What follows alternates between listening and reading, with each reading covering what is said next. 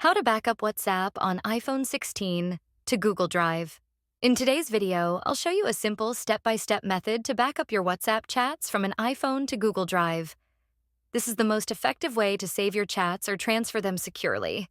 To start, open the WhatsApp app on your iPhone. From the main chat screen, navigate to the bottom right corner and tap on Settings. Once there, scroll down and select Chats.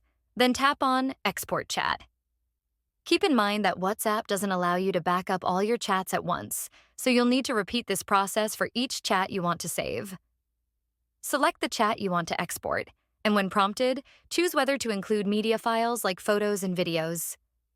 Remember, exporting with media might take longer, especially if your chat history is large. Next, a sharing menu will appear. Scroll through the options and select Google Drive. You'll then see details of the email and folder where the chat will be uploaded. Double-check everything before tapping Upload. Once it's done, you can open Google Drive to confirm that the chat has been successfully saved. And that's it. You've now backed up your WhatsApp chat to Google Drive. Although it's a manual process, it's straightforward and reliable. If you found this tutorial helpful, don't forget to hit the like button. Subscribe to the channel.